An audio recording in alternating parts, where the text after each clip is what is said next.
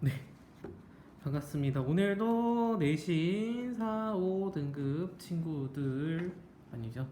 일단 그 친구들을 상대로 이제 제가 논술 수업을 진행을 하고 있어서 오늘은 이제 이번 연도부터 적성고사가 아니라 논술로 접수받고 진행을 하고 있는 가천대학교 편을 공부를 해보려고 합니다. 자, 먼저 물론 지난번에 작년에 입시 결과가 이제 논술은 아니지만 학생부 적성 우수자, 네, 적성고사로 이제 뽑았던 거를 이제 비교 자료로 할 수밖에 없으니까 이걸 뽑아봤는데요. 이게 보시면은 지금 제가 하려고 하는 친구가 경영, 경제 이쪽을 보고 싶어 해서 보면은 경쟁률이 평균 20대 1 정도 되는 것 같고 학생부 등급은 합격한 친구들의 70%가 이렇게 4등급대가 되는 걸 봐서는 4에서 5등급 친구들이 여전히 접수를 해서 쓰는 것 같고요. 경영학과는 인원이 많이 뽑아서 그런지 빠지는 인원도 많이 있었는데 11명이나 빠졌으면은 만원이 10% 넘는 비율의 인원이 빠졌죠. 15% 되나 보다. 그 정도 인원이 빠졌어가지고 그래서 항상 볼 때는 경쟁률 플러스 최종 합격자 그 다음에 내신 등급까지 보시고선 내가 가능성이 있을지 없을지 판단을 하셔서 꼭 보셔야 되고요. 뭐 기타 다른 학과들도 보시면은 경쟁률은 대체로 비슷한 것 같고 이건 수학 때문에 부담스러워서 그런지 문과 학생들이 좀 없었고 한국어 영미 이런 것들 부담을 느꼈는지 없었는데 학생부 등급은 오히려 높았네요. 그죠? 대체로 4등급 때 친구들이 썼었던 4에서 5등급 친구들이 썼었던 것들을 우리가 볼 수 있고요.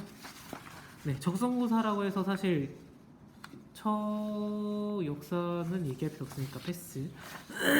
자, 그 다음에 그래서 적성 우수자 경쟁률 하나 직접적으로 보면 인문계열만 제가 뽑은 거예요. 인문계 학생을 제가 하고 있어가지고 대체로 이렇더라 경쟁률들이 이렇더라. 그죠. 특정이 높았던 게 경찰 행정학과 이런 특수 목적을 갖고 있는 학과가 좀 높기는 하네요. 그죠? 그 외의 학과들은 사실 평이했고 이거 미디어 커뮤니케이션은 이때 몰린 거지 않을까 싶어요. 미디어 커뮤니케이션 학과 인원수 대비 지원 많아가지고 경쟁률이 이때 눈치 싸움에서 실패한 거지 않을까. 이 학생들이 분산됐으면 좀 고르게 경쟁률이 비슷했을 텐데 몰려서 그랬던 거지 않을까. 근데 이제 주목해야 되는 거는 지금 적성 우수 할 때는 수능 최저가 없었다. 수능 최저가 없는 전형인데 경쟁률이 이 정도 됐는데 올해는 최저가 있다. 논술에서는 최저가 지금 있는 상태예요. 최저가 한 개 과목 3등급. 한 개 과목 3등급인데 논술 친구들 뒤가 없어서 수능을 접고선 사실 논술 보던 친구들인데 수능 최저 3등급이 있음으로 인해서 뭐 수시로만 끝내고 수능 안 보려고 하는 학생들은 접수를 좀 안 할 것 같은 가능성이 있을 것 같기도 하고 그 다음에 수능까지 생각했었던 친구들은 어차피 한 개 과목 3등급이니까 수능 공부하는데 영어 절대평가니까 영어를 노려서 3등급을 맞출 생각을 하고 공부를 하시면은 경쟁률 면에서는 이득이 되는 이번에 전형이 되지 않을까 싶은 생각이 있네요.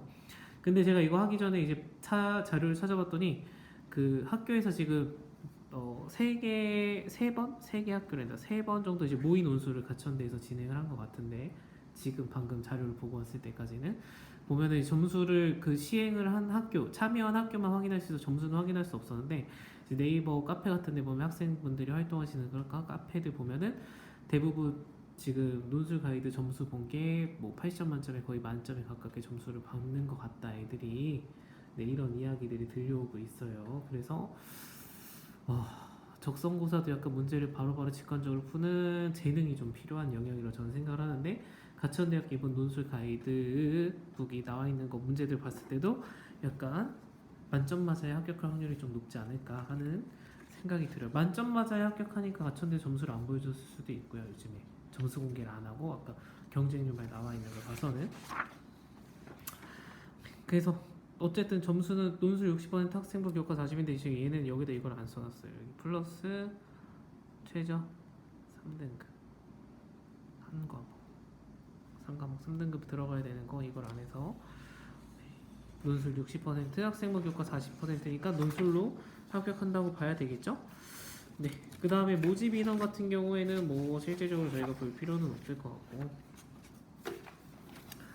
자, 논술고사 가이드. 네. 적성고사 폐지하고서 논술 전형 도입을 해서 고등학교 교육과정 내용을 수준을 충실히 이수하였으면은 네, 문제를 풀 수 있을 거다. 별도의 준비가 없어도 할 수 있겠다. 네, 별도의 준비 없이 하라는 것은 우리 학교에 많이 접수를 해달라라는 뜻으로 해석을 할 수도 있겠죠. EBS 수능 연계 중심으로 나오겠다. 그죠?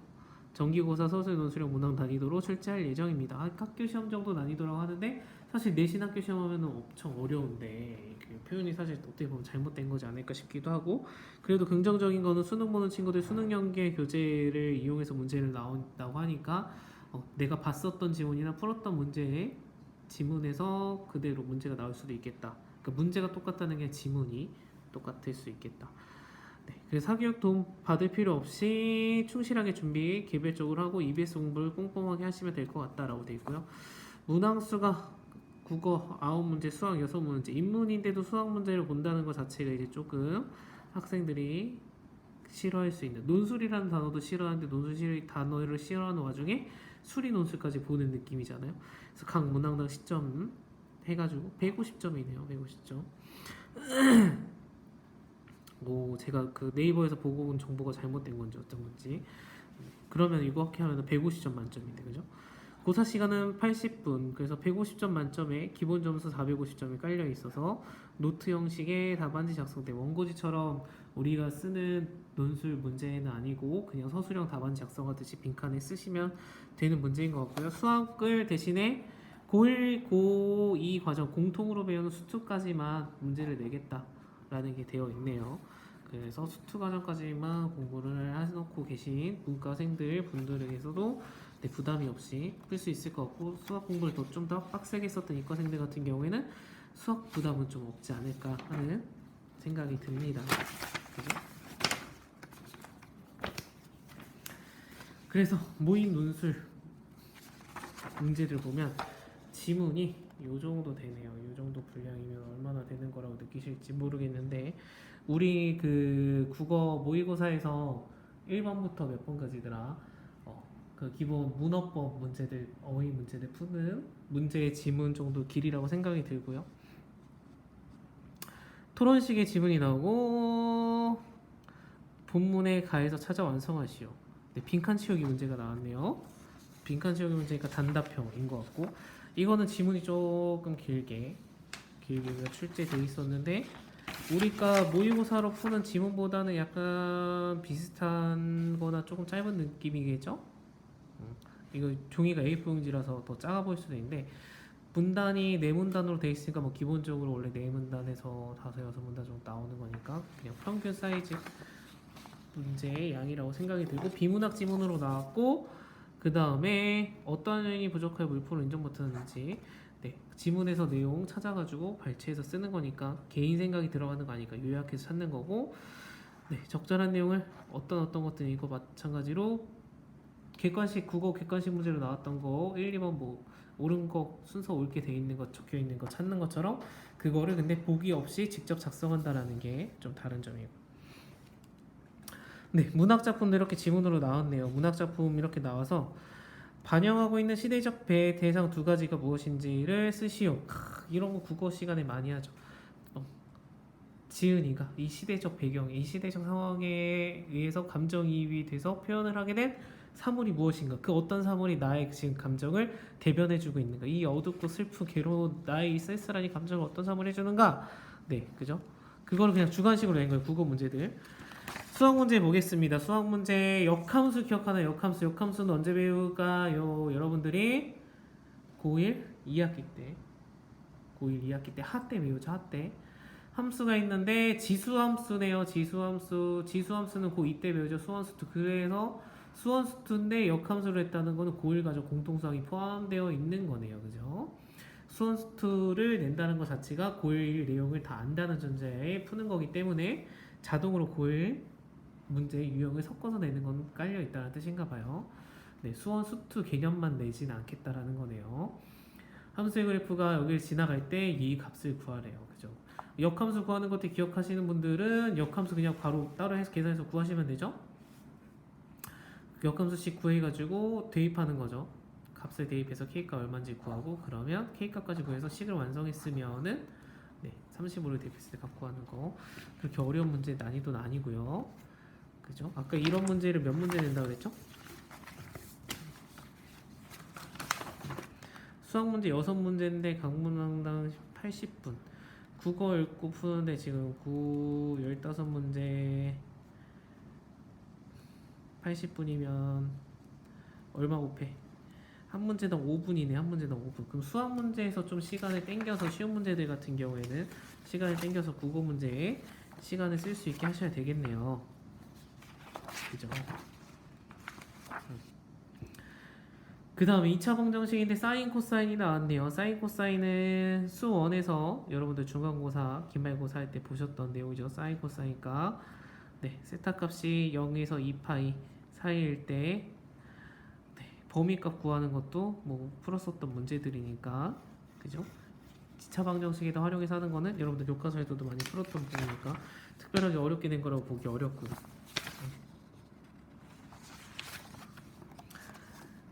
자연수에 대해 2차 이것도 2차 방정식 두근 알파 베타라고 했는데 이거는 지금 수열 문제에다 갖다 낸 거죠. 수열 문제에다 갖다가 내가지고 어떤 식으로 변하게 되는지 값을 이용해서 구하는 거. 그 다음에 미분도 나오네요. 미분 수투에서 지금 하고 아니 수투 지금은 하는 게 아니죠. 고2 학생들이 지금 하고 있는 미분 낸 식을 가지고서 원래 다항함수를 구하셔야 되는 문제들. 네, 그래서 사실 문제의 난이도를 봤을 때는 그렇게 어렵다라고 느끼기에는 참 어려울 것 같고 그래서 여러분 해설도 여기 친절하게 나와 있습니다. 친절하게 네, 교육 과목 어디서 나왔는지 그죠? 지문에 대한 설명도 있고 네, 풀이도 나와 있어요. 수학 문제 같은 경우에 풀이도 나와 있고 풀이 과정식들을 보시면 알겠지만 과정이 막 계산치기 복잡하게 엄청 긴 건 없어요. 물론 삼각함수는 좀 식 자체가 길어서 짜증나고 좀 어려워서 포기하는 학생들도 있긴 하지만 네, 2차 하고 수열은 이거 그냥 과정이 어떤 규칙으로 있는지 보여주기 위해서 작성된 거니까 수열 문제 많이 풀어봤던 친구들에게 다 작성 안 하고도 구할 수는 있겠죠. 좀 더 풀이 과정이 짧아질 수 있겠죠. 그 다음에 미분된 게 가장 사실 난이도가 어렵게 느끼지 않을까. 고2 2학기 때부터는 수포자들이 많잖아요. 그래서 제가 생각할 때 수투 미적분 관한 문제가 나오면 학생들이 좀 제일 어려워하는 유형이지 않을까라는 개인적인 추측을 해보는데 어쨌든 네, 수투 범위까지 나오니까 미분 적분까지 문제가 나오게 되겠다라는 뜻이네요. 그죠? 그래서 개인적인 뇌피셜입니다. 3등급이라는 게 깔려 있기 때문에 수능을 안 볼 친구들이 빠질 것 같고, 그죠? 수능 안 보는 친구들이 포기하겠죠. 그죠? 근데 거꾸로 수능까지 생각하고 있는 친구들이 덤으로 쓸 수도 있을 것 같아요. 그래서 개인적으로는 경쟁률이 사실 크게 차이가 없지 않을까 하는 생각이 들어요. 그래서 가천대는 사실 이 정도 경쟁률을 여전히 기대하고서 문제 난이도를 쉽게 낸 것 같고, 그리고 그런 소문을 내기 위해서 여러 학교들에다가 모의 테스트 시험을 보고선 네, 결과를 뿌리고 있고 하거든요. 근데 개인적으로 모의고사 테스트를 했을 때는 기존 출제하려는 문제보다 더 쉽게 내지 않았을까 라는 생각. 왜냐면 그래 학생들이 입소문을 타고 퍼져나갈 거 아니에요, 그죠? 네이버 카페에서, 유튜브에서 네, 가천대 논술 문제 쉽다더라 이런 소문을 노리고 하지 않았을까 라는, 이건 뭐 개인적인 다 추측이니까. 네, 그래서 3등급이 사실 부담 있는 등급 컷은 아니기 때문에 수능을 염두하고 계신 분들 같은 경우에는 내신 등급이 안 좋아서 가천대 이상의 학교를 못 쓴다 그러면 어차피 수능 문제 푼다고 생각하고, 근데 수능 문제를 푸는데 객관식이 아니라 그냥 주관식으로만 되어 있는 거니까요. 수학 문제 같은 경우에는 원래 주관식 문제가 있어서 여러분들 풀고 답안 작성하니까 수능 본다라는 것은 국영수는 공부를 대부분 할 거라는 뜻이니까, 그러면 수학 문제 같은 경우에도 방금 봤을 때 네, 부담이 솔직히 엄청 고민이 되는 심하나 난이도 있는 문제는 아니었기 때문에 네, 충분히 도전해 봄직한 영역이지 않을까. 그러니까 수시 카드로서 가천대가 그러니까 학생 학종으로 썼을 때 적정 수준 또는 하향이 아닌 학생들 같은 경우에 가천대를 상향으로 쓸 수밖에 없는 학생들 같은 경우에는 네, 학생부 종합 전형 상향으로 쓰는 것보다는 네, 논술 문제 공부해서 수능 공부를 한다는 전제에 그러면 논술 가천대 논술은 자동으로 공부가 되는 영역이니까 네, 가천대에 공부하셔가지고 가천대를 공부하든 수능 공부하셔가지고 가천대는 더 물어봐서 좋은 결과를 얻으실 수도 있지 않을까 하는 개인적인 네, 생각을 해보았습니다. 아시겠죠? 여러분들 네, 내신 4, 5등급 여러분들 저는 여러분들을 응원하고 여러분들 꼭 좋은 대학교에 좋은 대학교라는 게 뭐 기준이 애매하긴 하지만 여러분들이 바라시는 원하는 그래도 부모님께서 들으시기 부끄럽지 않은 학교 학과에 가셔서 네, 여러분들이 하고 싶은 공부 네, 새로운 도전들 새로운 경험들 꼭 하실 수 있는 네, 시간이 되셨으면 좋겠어요. 그래서 이런 거를 저도 공부하면서 만들고 있는 거기 때문에 네, 4, 5등급 내신 4, 5등급 여러분들 화이팅 하십시오. 네, 다음 영상은 단국대 영상, 단국대 논술 전형 같이 보도록 하겠습니다. 이상입니다.